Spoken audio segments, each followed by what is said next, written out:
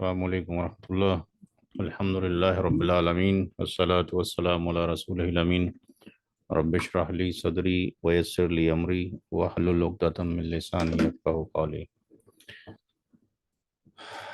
जो टॉपिक था वो मुनासखत से रिलेटेड चल रहा था। मल्टीपल डेथ हो जाती है कुछ कुछ पीरियड के बाद, डिस्ट्रीब्यूशन कैसे किया जाए। तो कुछ लोगों ने सवाल करके भेजे हैं और हो भी गए। कुछ का कहना ये है कि सवाल नंबर जो 9 है उसको दोबारा करा दिया जाए। तो जो 9 सवाल है वो, उसमें जो चार्ट है कुछ इस तरीके से है जो मैंने यहाँ पे ड्रॉ किया है। यहाँ पर जो डेथ है वो मल्टीपल लोगों की हो रही है। एक डेथ ये है, फर्स्ट डेथ। ये सेकंड डेथ है। ये थर्ड है। ये फोर्थ है और ये फिफ्थ है। यहाँ पे मेन शेयर जो निकालना है वो निकालना है कि अनवारुल हक को कितना शेयर मिलेगा। इसका शेयर हमें फाइंड आउट करना है। अमीनुद्दीन के दो बेटे होते थे, नईमुद्दीन और करीमुद्दीन। नईमुद्दीन के दो बेटे थे फर्दर, रशीदुद्दीन और मजीदुद्दीन। दोनों के पास ये 100 जगह थी। इसका मसला है और ये तकरीबन 50-60 साल का कुछ केस था जो सॉल्व किया गया था। तो यहाँ पर जो रशीदुद्दीन है उनकी वाइफ बरकतुन्निसा है, उनकी डॉटर मुसम्मद हाशमी है, और मजीदुद्दीन के कोई भी नहीं है, सिर्फ अकेले थे वो। करीमुद्दीन के ये तीन बेटे, इजहार, मजहरुल और मकसूदा, महमूदा और साजदा। आई थिंक ये तीन लड़कियां हैं, तीन डॉटर्स हैं और दो सन हैं। और अनवारुल हक की जब डेथ हुई है तो ये इजहारुल हक की जब डेथ हुई है तो अनवारुल हक, इसरारुल हक और अब्दुल गफ्फार और तहसीन फातिमा, इतने लोग मौजूद हैं।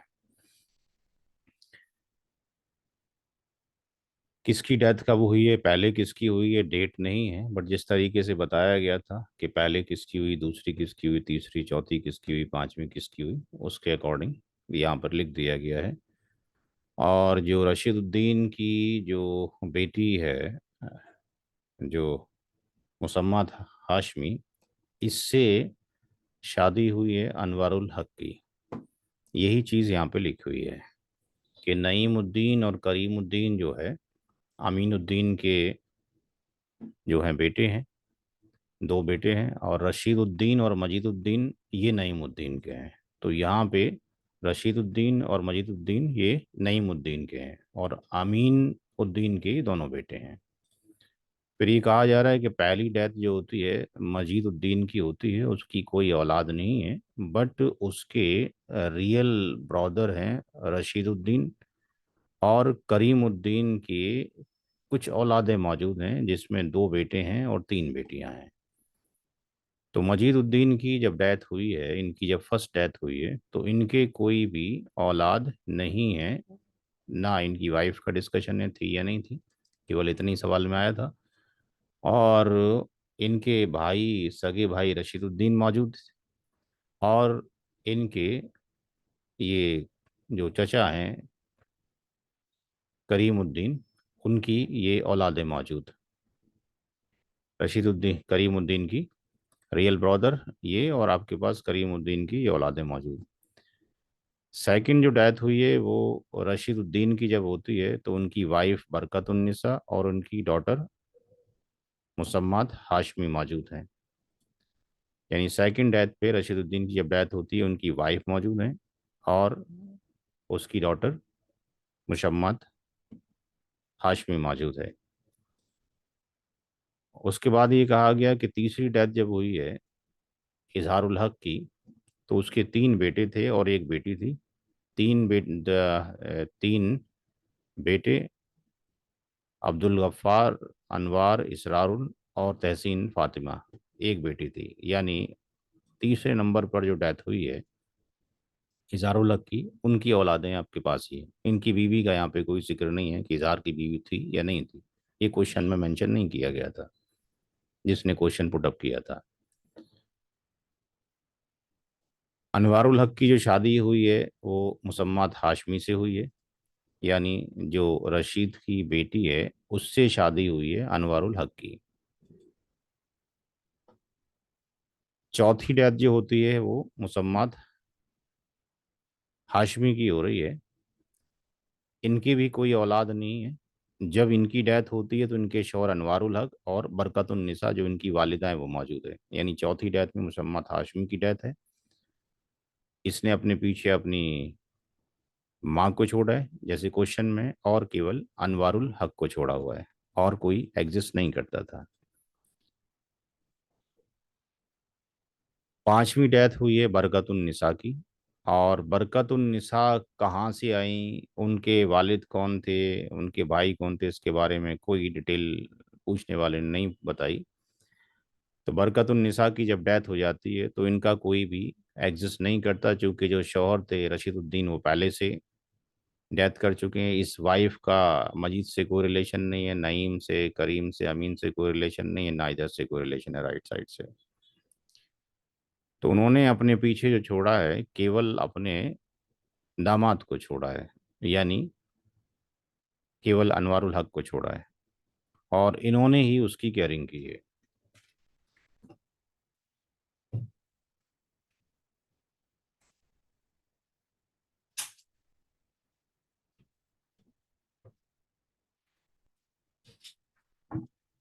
तो यहाँ पे जो अनवारुल हक हैं ये केयर टेकर हैं। बरकतुन्निसा की जो भी बीमारियां हुई, जब तक उनकी डेथ नहीं हो गई तब तक उन्होंने केयर किया। तो क्वेश्चन ये है कि कितना अमाउंट जो है 200 मीटर जो जगह थी रशीदुद्दीन और मजीदुद्दीन की, रशीदुद्दीन और मजीदुद्दीन की जो 200 मीटर टोटल जगह है, इसमें से अनवारुल हक को कितना जाएगा। तो यहाँ पर मल्टीपल जो डेथ है इसी का सॉल्यूशन यहाँ पे लिखा गया है। और यहाँ पे पहली जो डेथ हुई है वो मजीदुद्दीन की हुई है। मजीदुद्दीन की जब डेथ होती है तो फर्स्ट डेथ में उनके कोई औलाद नहीं है। जब इनके कोई औलाद नहीं है तो जो रशीद हैं ये इनके रियल ब्रदर हैं। रशीदुद्दीन रियल ब्रदर हैं। और यहाँ पर मजीद के और रशीद के वालिद साहब आपके पास ये हैं, और ये वालिद साहब के भाई हैं, यानी ये करीमुद्दीन जो है इनके चचा हैं। तो अब करीमुद्दीन एग्जिस्ट करते नहीं करते इसके बारे में कुछ डिटेल नहीं है। डिटेल ये है कि आपके पास उस टाइम पे करीमुद्दीन के यानी उनके अंकल की औलादें मौजूद हैं, यानी वो पहले ही फौत हो चुके थे। तो एक तरफ तो रियल ब्रदर है जो कि रशीदुद्दीन है, जो कि असबाबी नफसी है, और एक और असबाबी नफसी है, ये भी असबाबी नफसी है हमारे पास में, रियल अंकल के जो किड्स हैं। तो इनका कोई शेयर नहीं होगा अगर रियल ब्रदर है, क्योंकि रियल ब्रदर क्या हो गया, क्लोजेस्ट हो गया। तो इसका मतलब ये हो गया कि ये जो 100 गज जो ज़मीन थी, ये ज़मीन भी इधर ही जाके ऐड हो गई इसके पास, यानी रशीद के पास अब 200 मीटर जगह हो गई। 200 मीटर जगह रशीद के पास ही चली गई। अब दूसरी जो डेथ होती है वो डेथ होती है आपके पास रशीदुद्दीन की, यानी उसके पास 100 मीटर पहले से जगह थी, 100 मीटर अपने भाई से आ गई, 200 मीटर हो गई। तो उन्होंने अपने पीछे अपने जो छोड़ा है वो किसको छोड़ा है, अपनी वाइफ को और अपनी बेटी को। तो अपनी वाइफ को छोड़ा है, अपनी इसको छोड़ा है, वाइफ जो होगी जबल फरूज हो गई, 1/8 उसका हो गया, और बेटी जो है मुसम्मत हाशमी है उसका 1/2 हो गया। अब बाकी किसके पास जाए, तो बाकी जो जाए ये तो आपके पास रहे नहीं, यानी मजीदुद्दीन तो आपके पास रहे नहीं, ये तो पहले ही फौत हो चुके। अब रशीद के आपके पास ये जो करीमुद्दीन है ये भी एग्जिस्ट नहीं करते हैं, पहले जा चुके हैं, इनकी औलादें मौजूद हैं। यानी दो बेटे हैं इजहारुल हक और मजहरुल हक, और तीन बेटियां हैं मकसूदा, महमूदा और साजिदा। तो रशीदुद्दीन के ये इजहारुल हक और मजहरुल हक ये क्या बने, इनका रिलेशन क्या बना इनके साथ में। जी भाई, कोई बताएगा? नौशाद साहब।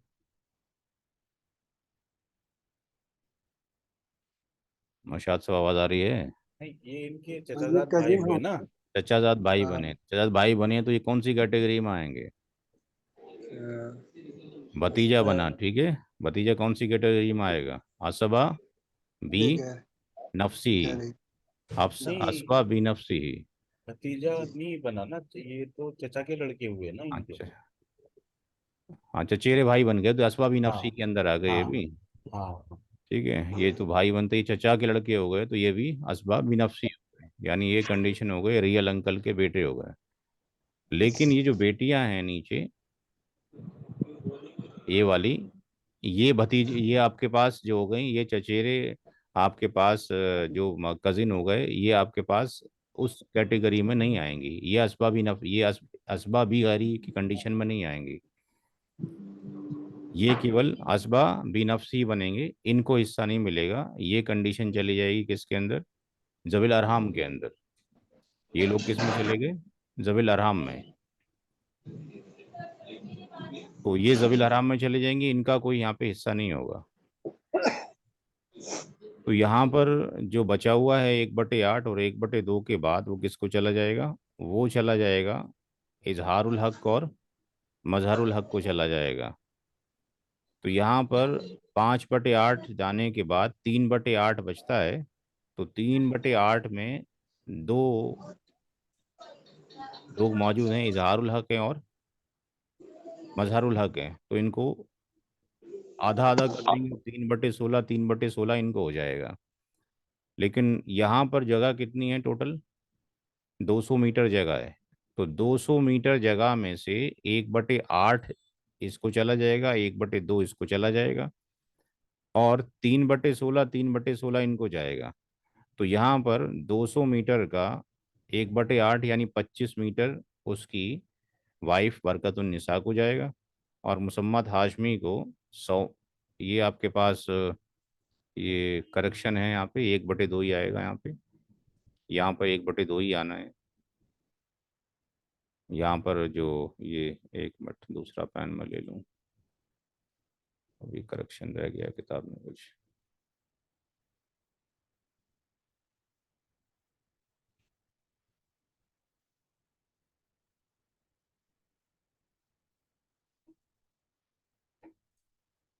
यहाँ पर ये 1/2 ही है, तभी आपके पास ये 100 आएगा। 1/2 सेम है, तो 100 आप मीटर इसको चला जाएगा। हर एक उसको, जो रियल अंकल का जो बेटा है, वो आपके पास उसको 37.5 मीटर चला जाएगा।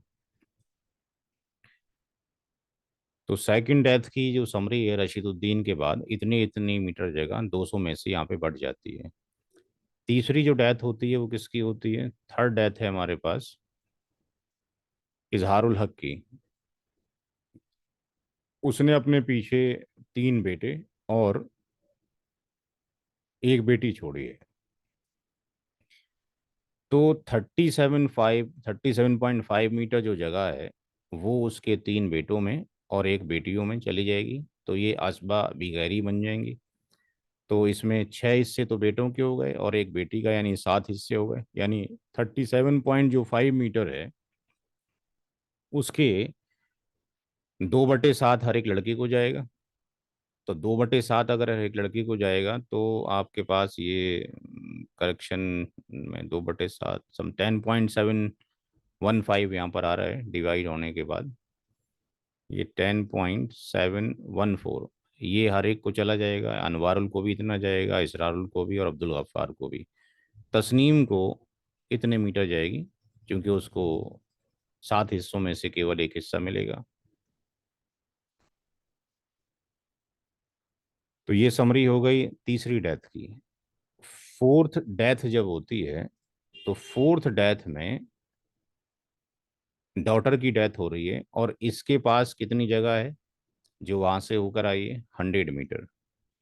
इसके 100 मीटर में जब इसकी डेथ होती है, तो यहाँ पर जो क्वेश्चन में बताया गया कि उसकी केवल माँ मौजूद है, और केवल अनवारुल हक उस टाइम पे जिंदा थे। तो यहाँ पर हस्बैंड जो है अनवारुल हक हैं, उनका हिस्सा 1/2 है। और चूंकि औलाद नहीं है, तो माँ का हिस्सा, चूंकि इनकी कोई औलाद नहीं थी, क्वेश्चन में लिखा हुआ है कि इनकी कोई भी औलाद नहीं थी जब मुसम्मद हाशमी की डेथ हुई है, तो केवल हस्बैंड मौजूद थे और केवल मदर ही मौजूद थी, दो ही शख्स मौजूद थे। तो 100 मीटर जो जगह है उसमें 1/2 तो उनके शौहर को चला गया, और औलाद नहीं है तो 1/3 उनकी माँ को चला गया। तो ये अगर हम देखते हैं, दोनों ही ZF हैं, जबल फरूज हैं। तो इस केस में यहाँ पर ये 5/6 आया, तो ये केस क्या बन गया?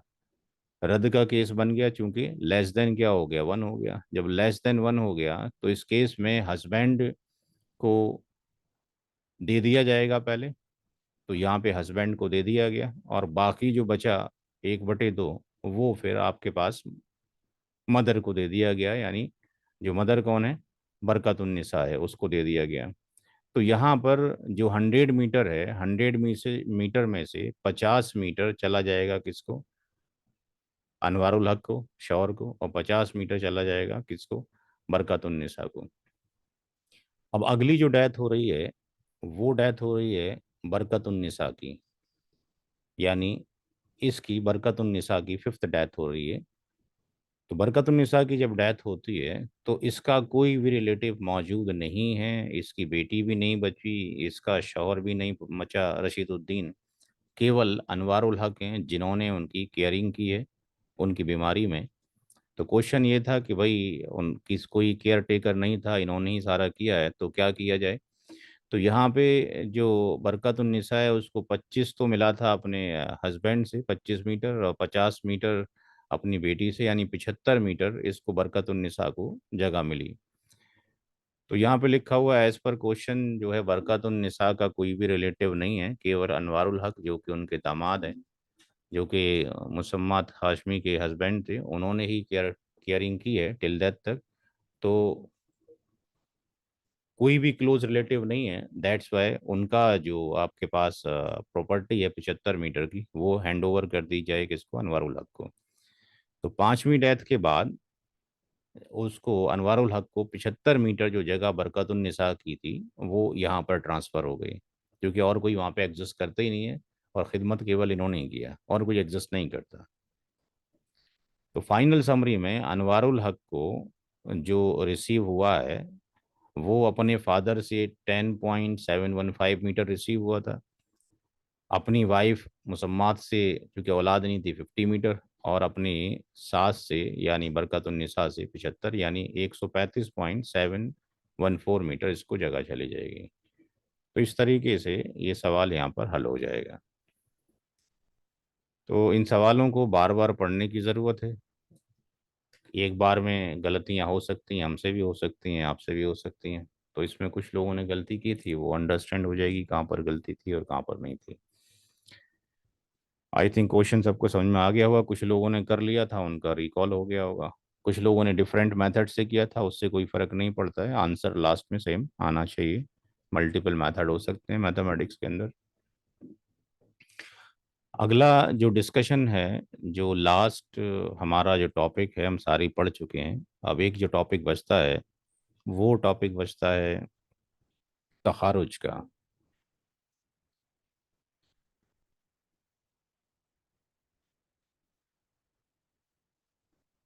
तखारुज का मतलब ये है कि अपनी मर्जी से आप अपने हिस्से को छोड़ना चाहते हैं। अब वो जो इस्लामिक इनहेरिटेंस के ऊपर मल्टीपल बुक्स हैं, उसके अंदर मल्टीपल केसेस लिखे हुए हैं कि कोई अपनी मर्जी से अपने हिस्से को छोड़ना चाहता है। तो मल्टीपल कंडीशंस हो सकती हैं कि एक बंदा सरेंडर करना चाहता है अपनी इनहेरिटेंस को, मल्टीपल कंडीशन हो सकती हैं। ऐसा हो सकता है कि किसी की कोई डिमांड ना हो और वो छोड़ना चाहता है। ऐसा हो सकता है किसी की कुछ डिमांड है तो वो छोड़ना चाहता है। तो यहाँ पे मल्टीपल कंडीशन लिखी गई हैं कि चाहे वो मेल हो या फीमेल हो, अपना हिस्सा छोड़ना चाहता है विदाउट एनी डिमांड कि मेरे पास तो बहुत कुछ दिया हुआ है ऊपर वाले का, आप आपस में बांट लो। एक की कंडीशन ये है कि उसने जो है अपनी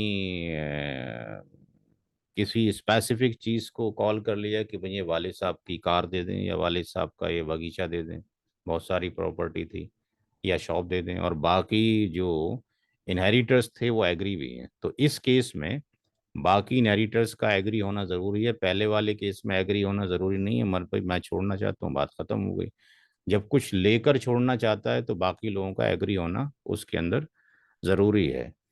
तीसरी जो कंडीशन है उसमें ये है कि किसी का कर्ज किसी के ऊपर है, और जब वो शख्स मर रहा है तो उसको विरासत में भी कुछ हिस्सा मिल रहा है, तो वो इसके एवज कि भाई मैं नहीं लेना चाहता, क्योंकि मेरा तो खुद इसके ऊपर आपके पास यहाँ पे कर्ज था।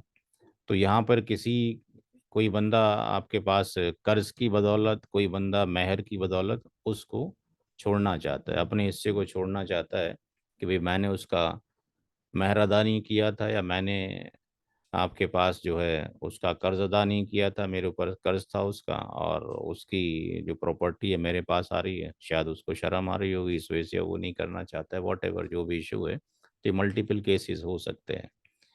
महर जो है एक कर्ज है, अगर ये माफ़ नहीं होता है किसी भी कंडीशन में, जब तक कि म्यूचुअल अंडरस्टैंडिंग दोनों की ना हो, फोर्सफुली माफ़ नहीं होता है। कुछ लोग महर भी माफ़ करा लेते हैं, ये भी गलत है। तो ये भी एक कर्ज है, ये भी आपके पास कफन दफन के बाद सेकंड नंबर पर कर्ज की जब निकाला जाएगा तो उसमें से इसकी अदायगी की जाएगी।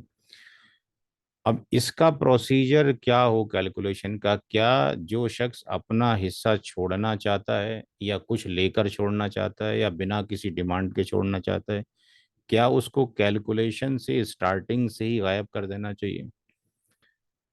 तो अगर हम ऐसा करते हैं कि स्टार्टिंग से ही उसको कैंसिल कर देते हैं कि that person is not exist, तो फिर कैलकुलेशन में उसका जो इम्पैक्ट है बहुत सारे लोगों पर नहीं होता, किसी एक पर पड़ जाता है। तो फिर इसका तरीका क्या होना चाहिए? तो इसका तरीका जो स्कॉलर ने बताया है, दो तरीके हैं इसको किया जा सकता है। कि एक तरीका तो ये है कि हम उसी मेथड जैसे कि करते आए कैलकुलेशन में, उस बंदे को, हम उस पर्सन को कैलकुलेशन में इन्वॉल्व रखें, जो उसका शेयर आ रहा है वो उसका शेयर हम दे दें, और बाकी जो आपके पास अब वो चाहता है कि मेरे हिस्से को बाकी इनहेरिटर्स के अंदर डिस्ट्रीब्यूट कर दिया जाए, तो अगर वो ये कहता है कि डिस्ट्रीब्यूशन कर दिया जाए, और वो ये नहीं कहता है कि इसको इतना देना, इसको इतना देना, तो इसका मतलब जो उनके रेशियोज बन रहे हैं उस रेशियो के अकॉर्डिंग डिस्ट्रीब्यूशन कर देंगे। अदरवाइज अगर उसके हाथ में हैंड ओवर कर दिया तो उसकी मर्जी है कि वो किसी को भी दे दे। बट अगर वो कहता है कि भाई आप आपस में बांट लो, मुझे ज़रूरत नहीं है, तो फिर उसका जो डिस्ट्रीब्यूशन है, हम जो रेशियोज मिल रहे हैं बाकी लोगों के जो बन रहे हैं आपस में, जो निस्बत सेट हो रही है उसी के अकॉर्डिंग ही हम डिस्ट्रीब्यूट करेंगे। बट जो अपनी प्रॉपर्टी को, अपने इनहेरिटेंस शेयर को छोड़ना चाहता है उसको स्टार्टिंग से एग्जिट नहीं करेंगे। तो यहाँ पर दो मेथड हमने दिए हैं। यहाँ पर एक अमाउंट है, ये 26 26 लाख रुपए का अमाउंट है, और यहाँ पर एक शौहर को दिया गया है, मदर और रियल अंकल, तीन लोग मौजूद हैं। हस्बैंड ने अपनी बीवी का जो महर था वो नहीं दिया था, तो वो नहीं चाहता कि मैं जो है। तो यहाँ पे एक क्वेश्चन जी। पूछना है। जो जैसे हम ये कह रहे हैं, अगर वो अपनी मर्जी से देना चाह रहा है तो जिस रेशो में उनके बन रहे हैं उसी हम्म। रेशो में डिस्ट्रीब्यूट किया जाएगा। हम्म। तो ये भी तो हो सकता है, मान लो अगर 5 लोग हैं भाई और उसके 100 रुपए हैं तो 20-20 आप पांचों बांट लो। नहीं, वो तो तो उसकी मर्जी के ऊपर डिपेंड है। अगर वो ये कहता है कि भाई आपस में बांट लो, उसने ये कुछ ये कहा ही नहीं कि भाई आप जो है इस तरीके से बांटो, तो जो आपके पास रेशियो आ रहे हैं उसके अकॉर्डिंग बांट दिया जाए। अगर वो नहीं, कहते हैं। हाँ। उसने नहीं कहा। हम्म। लेकिन ये रूल कहाँ से आया कि जिस रेशो में उनके बन रहे उसी रेशो में हम दें या इक्वली ना दें उनको? इसमें अलग अलग स्कॉलर्स की राय हैं। कुछ का ये कि भाई इसमें जो इक्वली सबको दे दिया जाए, कुछ में ये कि जिस तरीके से उनके रेशियो जनरेट हो रहे थे उसमें दे दिया जाए। इसमें अलग अलग इख्तलाफ है लोगों के। ऐसा नहीं कोई रूल नहीं, कहीं पे? हाँ। बस हाँ मैं ये जानना चाह रहा था कि अगर इक्वली भी दें तो भी गुनाह नहीं है ना, मतलब मैं हाँ, तो कोई भी दिक्कत नहीं है। उस पॉइंट ऑफ व्यू से जानना चाहता अब मसला ये है कि छोटा अमाउंट होता है तो फिर दिक्कत नहीं होती है, बड़ा अमाउंट होता है तो फिर लग रहा होता है। हूँ। छोटे अमाउंट में तो 20 रुपए में तो कोई दिक्कत नहीं है। अब जहाँ पे 20 लाख की प्रॉपर्टी एक को जा रही हो, एक को 1 लाख ही मिल रहा हो, तो वो सोचेगा भाई इसको 20 मिल रहा है, इसको मिल रहा है, तो फिर क्या किया जाए? तो फिर तरीका यही है कि भाई जिस तरीके से शेयरिंग चली आ रही है उसी तरीके से शेयरिंग कर दिया जाए। वहां फिर दिक्कत पेश नहीं आएगी भाई, जो रेशियो मिल रहा था मिल रहा था। या फिर उसके हाथ में हैंड ओवर कर देते तो वो अपनी मर्जी से किसी को देता। तो दोनों ही कंडीशन एग्जिस्ट करती हैं। तो यहाँ पे मुझे शो ये कराना है कि अगर उसको निकाल दें तो क्या होगा और रखें तो क्या होगा। बाकी ये अलग मैटर है कि भाई उसको इक्वल दे दिया जाए और क्या दे दिया जाए, इसमें अलग अलग राय हैं। इसमें और उलमा इकराम से रुजू किया जा सकता है। जो क्वेश्चन हैं आपके, मैं आगे फॉरवर्ड कर सकता हूँ कि भाई इस वाला केस में पढ़ा रहा था, लोगों के ये राय है, तो क्या किया जाए। फिलहाल मैं आपको दिखाना चाहता हूँ कि उसको निकाल दिया जाए स्टार्टिंग से तो क्या होगा। अभी हमारे पास आधा घंटा है, आधे घंटे में क्वेश्चन सॉल्व हो जाएगा। तो यहाँ पर वो नहीं लेना चाहता शेयर को, क्योंकि उसने महर नहीं दिया था। इस रीज़न की वजह से वो नहीं लेना चाह रहा है। तो अब इसमें पहला सॉल्यूशन तो ये है कि हम क्या करें कि दोनों मेथड से हम उसको सॉल्व करेंगे। दो मेथड हमारे पास हैं। और तीसरा पार्ट ये कि उसको स्टार्टिंग से इग्नोर कर देंगे, आइसोलेट कर देंगे हस्बैंड को, तो फिर क्या इफेक्ट पड़ने वाला है। तो पहले केस में हम ये मान के चल रहे हैं कि ये तीनों लोग मौजूद हैं। जब कोई शख्स मरा आपके पास, यानी वाइफ की डेथ हो रही है, तो हस्बैंड मौजूद है, मदर मौजूद है, ये तो हस्बैंड को 1/2 जाएगा, चूंकि औलाद नहीं है। माँ को 1/3 जाएगा। और यहाँ पर रियल अंकल क्या बन जाएंगे? असबा बी नफसी बन जाएंगे। तो अगर जो नॉर्मल केस था वैसे ही कर रहे हैं यहाँ पे, तो टोटल शेयर जो हो गया 1/2 1/3 मिलाकर, ये आपके पास 5/6 हो गया। तो असबाबी नफसी जो रियल अंकल है उनको 1/6 मिल जाएगा। इसका मतलब ये हो गया कि टोटल जो शेयर हो गए प्रॉपर्टी में 6 हिस्से होंगे। तो मेथड 1 ये कहता है कि अगर हमने सबको कंसीडर किया, हस्बैंड, मदर और रियल अंकल को, तो एक शेयर का जो अमाउंट है वो 26 लाख तक, 6 लाख तक। अच्छा, ऊपर शायद फिर 26 गलत लिख गया है, वो 6 लाख ही कर लीजिए उसको। 6 यहाँ पर, नीचे 6 पर ही है। तो 6 लाख का जो अमाउंट है वो आपके पास डिस्ट्रीब्यूट किया जा रहा है। तो यहाँ पर 1 लाख रुपए का एक अमाउंट आ रहा है। हस्बैंड को चूंकि 3 हिस्से जा रहे हैं, और मदर को 2 और रियल अंकल को 1, तो शौहर के को 3 लाख मिल रहे हैं, माँ को 2 लाख, और रियल अंकल को 1 लाख मिल रहा है। तो एज पर जो क्वेश्चन है, जो जमीला है उसके हस्बैंड नहीं चाहते ये 3 लाख रुपए। वो चाहते हैं कि ये डिस्ट्रीब्यूट कर दिया जाए बाकी लोगों के अंदर अकॉर्डिंग टू देयर रेशियो। या उन्होंने ऐसा कहा रेशियो के अकॉर्डिंग, या वो इक्वल करना चाहते हैं। तो अगर वो कहते हैं भाई जो रेशियो वैसे बांट लो, या वो इक्वल करवाना चाहते हैं दोनों, 1 1.5 लाख बांट लो, तो वाट एवर अगर रेशियो के अकॉर्डिंग अगर डिस्ट्रीब्यूट करवाया जाए तो क्या होगा। तो हम ये देखेंगे कि माँ का और जो रियल अंकल है उनका जो रेशियो निकल कर आ रहा है 1/3 और 1/6 में, वो 2:1 आ रहा है। तो इसका मतलब हो गया कि मदर में और रियल अंकल में 2:1 का रेशियो है। जो 3 लाख रुपए हैं उसमें से 2 हिस्से मदर को जाने और एक हिस्सा अंकल को जाना है। तो यहाँ पर बिल्कुल उसी तरीके से हमने कैलकुलेट किया कि जो मदर का जो शेयर निकालेंगे वो 2 लाख रुपए बन रहा है 3 लाख में से, क्योंकि 2 हिस्से उसके हैं। और जो अंकल हैं उनका जो शेयर है वो 1 लाख बन रहा है।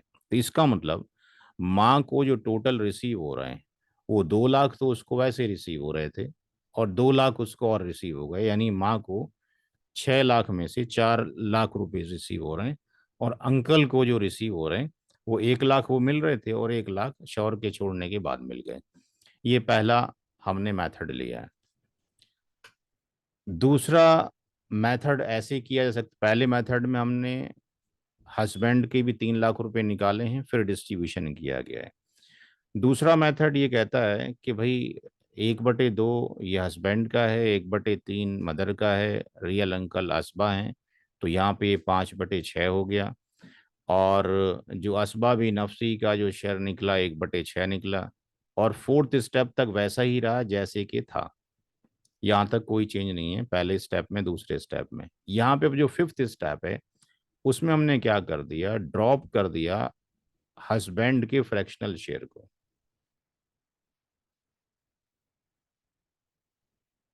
तो अब जब हस्बैंड को यहाँ से ड्रॉप कर दिया, जब आपके पास स्टेप नंबर 4 तक चले गए, तो यहाँ पे मदर का 1/3 और रियल अंकल का 1/6। तो यहाँ पर इनकी जो निस्बत आ रही है 2:1 की आ रही है, यानी टोटल आपके पास जो अमाउंट है वो 3 पार्ट में डिवाइड कर दिया जाएगा। तो अगर 6 लाख को 3 पार्ट में डिवाइड करते हैं तो 2 लाख का एक शेयर आता है। माँ को कितने शेयर जा रहे हैं, 4। तो इसका मतलब यहाँ पे 4 लाख चले गए, अंकल को 2 लाख चले गए।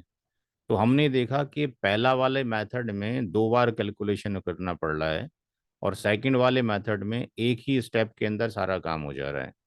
तो दोनों ही मेथड के अंदर जो फाइनल आंसर आ रहा है वो क्या आ रहा है, सेम आ रहा है। तो जो मेथड 2 है वो ज़्यादा बेटर है विद रेस्पेक्ट टू दी आपके पास फर्स्ट मेथड के, क्योंकि इसके अंदर हम जो है एक ही बार कैलकुलेशन कर रहे हैं, वहाँ 2 बार कैलकुलेशन में इन्वॉल्व हो रहे हैं। तो मेथड नंबर 2 ठीक है कि उस बंदे को रखें जो निकलना चाहता है, अपना हिस्सा छोड़ना चाहता है, और जब सबकी निस्बतें आ जाएं कैलकुलेशन होके तो उसको इग्नोर कर दें, हटा दें वहाँ से। बाकी जो बचते हैं उनके जो रेशियो बचते हैं उससे वो डिवाइड कर दें तो डायरेक्टली वैल्यू निकल जाएगी। ये एक बार थोड़ा सा समझा दीजिए, क्योंकि ऊपर 5/6 भी लिखा हुआ था कुछ। हाँ, यहाँ पे 5/6 तो इसलिए लिख दिया है आपके पास यहाँ की भाई ये। अच्छा, ये 5/6 लिख गया यहाँ पे। हाँ, तो ये 3/6 होगा, 5/6 नहीं होगा, ये करेक्शन होना है यहाँ पे। ये 5/6 नहीं आएगा क्योंकि इन दोनों की निकाल रहे हैं, तो ये अभी किताब में करेक्शन बाकी है, अभी मैं यहाँ तक पहुँचे ही नहीं करेक्शन में। तो ये 3/, आपके पास 6 हो गया यहाँ पे। तो हमें इससे मतलब नहीं है, हमें इससे बेसिकली इससे मतलब है 2:1 से मतलब है कि यहाँ पे माँ के जो हिस्से हो रहे हैं 2 हो रहे हैं, रियल का आपके पास 1 हो रहा है। तो यहाँ पे हमने जो 1/2 था आपके पास उसको यहाँ से कैंसिल कर दिया है। तो ये ज़्यादा बेटर मेथड है कि अच्छा, हम दो। सीधे ऐसे ही डिवाइड कर दिया है, 2 मतलब इसी वाले हाँ, रेशो। इसी तरीके से कर दिया। उस पहले वाले में दिक्कत ये थी कि आप पहले उसको निकालें मैं किसका डबल कितना आ रहा है, कैलकुलेशन आ फिर गया। डबल कैलकुलेशन है। यहाँ लोग कम में ज़्यादा होंगे तो फिर बेवजह उसमें कैलकुलेशन प्रोसीजर हो जाएगा। बट अक्सर किताबों में मेजॉरिटी ऑफ दी जो इस्लामिक नरीनेस की किताबें हैं उसमें उलमा इकराम ने यही मेथड लिया है कि पहले कैलकुलेट करो, फिर जो बच जाए फिर दोबारा कैलकुलेट करो। तो मैंने फिर उसको हटाकर मैंने ये किया कि भाई डायरेक्टली भी तो किया जा सकता है, फ्रैक्शनल शेयर का ही तो मसला है, उसको हटा दें तब भी आंसर वही अच्छा। सेम आ रहा है। अच्छा, हमें इस केस में तो आंसर सेम आ रहा है। ऐसा भी तो हो सकता है किसी केस में ये आंसर अलग है इस तरीके से करने से, या नहीं होता? नहीं, आनी ही नहीं है आपके पास। अच्छा, मल्टीपल सवाल हैं, जब आप ये करोगे वैसे ही आएगा, इसलिए मैंने सब कुछ चेक कराया, तो पांच फिर छह ये सवाल ज्यादा आसान है, फिर ये ये ज्यादा ज़्यादा आसान है। आसान है इसमें। और ये बेटर ऑप्शन है क्योंकि जिनको आप देना चाहते हो उनका रेशियो तो 2:1 ही है ना। अब इनको आपने दे दिया, फिर जो बचेगा फिर इसी रेशियो में बांटोगे, फिर जो बचेगा फिर इसी रेशियो में बांटोगे। भाई पहले इन्होंने अपना हिस्सा 2:1 में ले लिया स्टार्टिंग में, इस सवाल के अंदर पहले ही अपना जो हिस्सा ले चुके हैं वो उस कंडीशन में ले चुके। अब जो बचा हस्बैंड का वो भी आप इसी में बांटोगे, फिर बार बार इसी में बांटते रहोगे, तो बेटर है एक ही बार बांट के खत्म कर दो। क्योंकि एवरी टाइम जितनी बार भी आप दोगे ये आपके पास कमी आना है, तो फिर आपके पास कंटिन्यू बार बार रिपीटिशन करोगे। अगर आप इसको एक्सेल में वो सॉफ्टवेयर बनाते हैं, इसका प्रोग्राम लिखते हैं, तो हम देखते हैं कि 8-10 स्टेप लग जाते हैं इसको बार बार डिस्ट्रीब्यूट करने में। तो बेटर है उसको एक ही बार में दे दो, तो हाँ, मैं आपको रिजल्ट सेम आता है। हाँ, उसको एक ही बार में दे दो। तो अब तीसरा पार्ट ये था कि अगर हम उसको स्टार्टिंग से इग्नोर कर दें, आइसोलेट कर दें, जो कि अक्सर लोग कर लेते हैं कि भाई फला भाई तो नहीं ले रहा, तो लाओ अब आपस में ही बांट लो। तो अब इसका नुकसान क्या होने वाला है, तो अगर हमने जमीला के हस्बैंड को स्टार्टिंग से कैलकुलेशन से हटा दिया तो इसका मतलब हम उसको ले ही नहीं रहे। हम मान के चल रहे हैं कि माँ है 1/3 और अंकल को मान रहे हैं, तो इसका मतलब माँ जबिल फरूज हो गई, 1/3 और 2/3 अंकल को चला गया। तो व्हाट विल हैपन कि पूरी प्रॉपर्टी के 3 हिस्से होंगे, माँ को कितना जा रहा है 1 हिस्सा, और अंकल को कितने जा रहे हैं 2 हिस्से। इसका मतलब जो 6 लाख रुपए हैं, 6 लाख रुपए को 3 से डिवाइड करोगे तो 1 हिस्सा 2 लाख रुपए का आया, और माँ को 2 लाख जा रहे हैं, और अंकल को कितने जा रहे हैं 4 लाख जा रहे हैं। तो अब इसका नुकसान क्या हुआ कि जो शौहर छोड़ रहा है उससे माँ को कुछ हिस्सा जा रहा है? नहीं। शौहर जो नहीं, वो तो तीन सारा अंकल को ही चला गया। सारा अंकल को चला गया, तो इसका मतलब ये तो बहुत बड़ी गड़बड़ हो गई। अगर देखा जाए तो एक बंदा ये कह रहा है मेरा हिस्सा जो है आप, मैं नहीं ले रहा, आपस में बांट लो। तो आपने अगर उसको कैलकुलेशन से ही हटा दिया तो इसको तो कुछ मिल ही नहीं रहा। इसी तरीके से बहुत सारे लोगों को नहीं मिलेगा, बहुत सारे लोगों को कम मिलेगा, तो बड़ा मसला हो जाएगा। तो यहाँ पर हमने बताया कि अगर ऐसा करते हैं तो व्हाट विल हैपन। ये बिल्कुल क्लियर हो गया कि माँ को तो बेचारी को 2 ही लाख मिल रहे हैं, और उसके बाद कुछ मिल ही नहीं रहा, और सारा का सारा जो लीविंग आउट जो शेयर है वो किसको जा रहा है, रियल अंकल को जा रहा है, माँ को नहीं जा रहा। तो ये वाला काम कभी नहीं करना कि जो बंदा चाहता है उसको सिरे से हटा दिया जाए, उसके फ्रैक्शनल शेयर निकालने के बाद हटाया जाए तो बेटर ऑप्शन है। तो इसी तरीके से मल्टीपल क्वेश्चन है, 5-6 क्वेश्चंस मैंने इसमें लिए, जो तरीका आपके पास वही है। यहाँ पर ये क्वेश्चन है कि अकरम की डेथ होती है, किसी जो प्रॉपर्टी वगैरह है उसकी कॉस्ट 1 करोड़ 20 लाख रुपए के आसपास है, और उसकी वाइफ है, 3 बेटे हैं और एक बेटी है। उनमें से एक बेटा जो है वो कहता है जी मेरे को स्पेसिफिक कोई प्रॉपर्टी दे दो, स्पेसिफिक जो भी स्पेस था वो दे दिया जाए, और बाकी आपस में आप बांट लो। और इस पर सारे लोगों का एग्री होना ज़रूरी है। पहले वाले केस में एग्री होना ज़रूरी नहीं है, क्योंकि उसमें एक ही बंदे का था कि वो मेहर के बदले में उसको नहीं लेना चाह रहा था। तो इसमें अगर सारे लोग एग्री हो जाते हैं और जो रिमेनिंग प्रॉपर्टी बचती है वो 1 करोड़ 20 लाख रुपए की है, लेने के बाद। और अगर लेने के बाद नहीं है तो फिर ये अमाउंट निकालना पड़ेगा, हैं?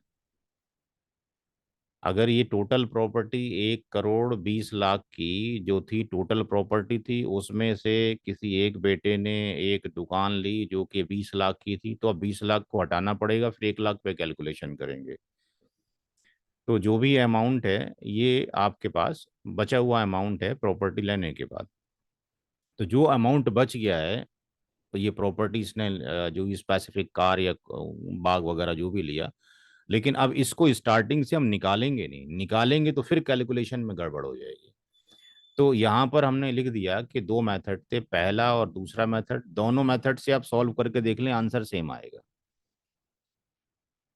तो मैंने इसको डायरेक्टली मेथड 2 से की है। अगर आप मेथड 1 से करेंगे तब भी यही आंसर आएगा। तो मेथड 2 हमने ये लिया हुआ है कि 1/8 वाइफ का, बेटे को इग्नोर नहीं किया, यहाँ पे याद रहे, पहला दूसरा तीसरा बेटा और बेटी। ये असबा आपके पास अभी नफसी लिख गया है, गलत है, असबा भी गैर ही होगा यहाँ पे, क्योंकि अभी करेक्शन बाकी है, एवीजी होगा।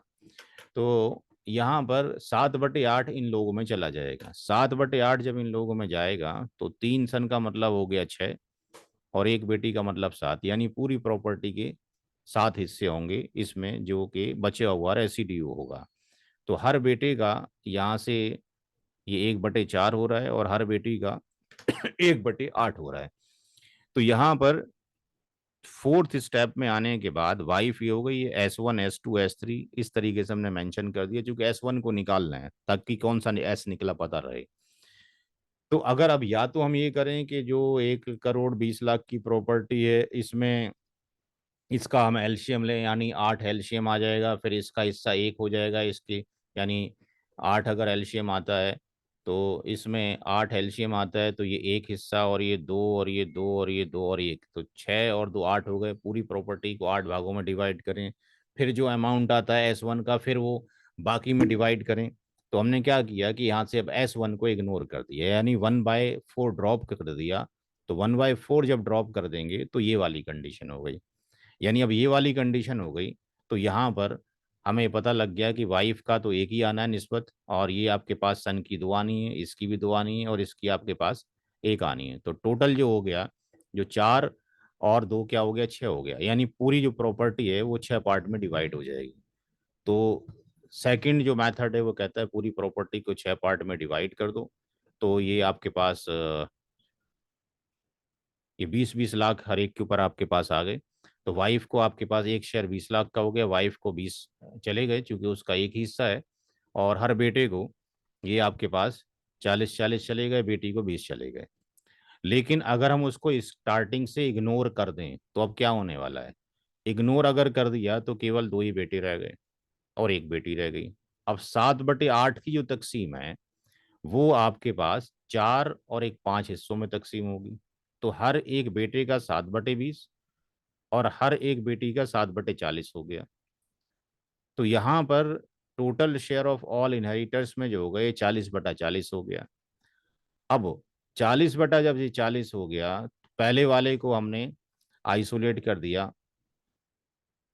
तो 40 डिवीजन जब करेंगे तो एक डिवीजन कितने का आ गया? 3 लाख रुपए का आ गया। तो इसमें यहाँ पर जो वाइफ को मिल रहा है वो 15 लाख मिल रहा है, बेटे को जो मिल रहा है 42, दूसरे बेटे को 42, डॉटर को 21। नुकसान किसका हो रहा है इसमें? हम्म इसमें नुकसान किसका हो रहा है? वाइफ। वाइफ का नुकसान हो रहा है। तो यहाँ पे क्लियर हो रहा है कि जो सन वन है वो आपके पास इफेक्ट कर रहा है वाइफ के शेयर के ऊपर। वाइफ का शेयर तो पहले से ही 15,000 मिल रहा था भाई, 1/1 करोड़ 20 लाख का 1/8 करेंगे तो उसको तो 15 ही मिल रहा है। लेकिन जो छोड़ा हुआ शेयर है वो कहाँ जा रहा है? तो जो छोड़ा हुआ शेयर है वो आपके पास जो है बाकी लोग ले जा रहे हैं। ये 42 हो गया, ये 42, 2 लाख इसका बढ़ गया, 2 लाख इसका और 1 लाख इसका। यानी इसको जो 5 लाख जा रहे थे वो इन सब में चले गए। तो अगर किसी को हम स्टार्टिंग से इग्नोर कर देते हैं तो ये इशू अराइज कर जाएगा। मेथड वन से आप करके देख लिए, यही आंसर आने वाला है जो मैंने किया हुआ है। तो 2 क्वेश्चन तो मैंने करा दिए, यहाँ पे हो गए, ठीक है जी। और ये तीसरा क्वेश्चन आप नोट कर लें, इसको फोटो खींच लें आप। 4-5 ही क्वेश्चन है इसमें। स्नैपशॉट ले लिया आप लोगों ने या फिर मैं उसमें डाल दूं आपके ग्रुप में? 1 मिनट रुकिए। डाल डाल दीजिए हाँ, क्योंकि ग्रुप में डाल दें वो शायद बेटर है। 1 मिनट रुक जाए। कंट्रोल, ये ज़्यादा बेटर ऑप्शन है, 3 ही क्वेश्चन है। तो ये हफ्ते में इंशाल्लाह आप कर ही लेंगे क्योंकि सारे लोग माशाल्लाह ठीक तरीके से काम कर रहे हैं।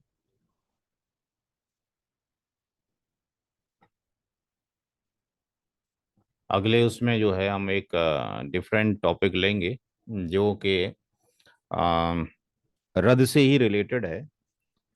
उसमें एक कॉन्सेप्ट है परसेंटेज ऑफ डिक्रीज, इंक्रीज कितना होगा क्योंकि रद्द में इंक्रीज होता है।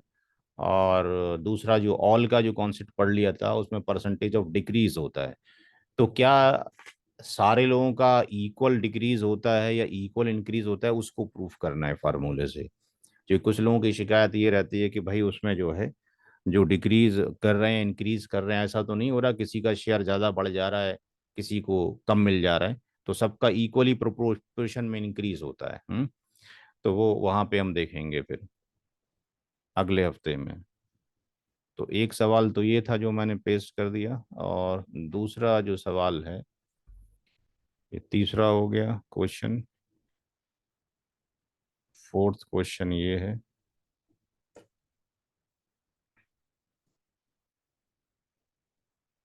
ये पहला बैच है मेरा जिसमें कोर्स जल्दी ख़त्म होता नज़र आ रहा है क्योंकि आप लोगों ने अल्हम्दुलिल्लाह होमवर्क जो है अच्छा खासा किया है। बाकी वाले बैच में तकरीबन 12-13 क्लासेस के बाद या 14 क्लासेस के बाद हम इस स्टेज पे पहुंचते थे। इसमें हम जो 8वीं आई थिंक 9वीं क्लास है इसी में पहुंच गए हैं।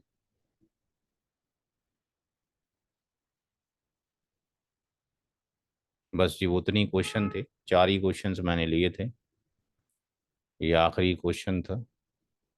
तो 2 क्वेश्चन मैंने करा दिए हैं, 2 क्वेश्चन ये आपने करने हैं। बाकी बहुत सारी किताबें आपकी साइट्स पर अवेलेबल हैं जो आपके पास IIRC की है। किताबें जितनी भी आप पढ़ सकते हैं पढ़ें, हर एक किताब को देखें करके।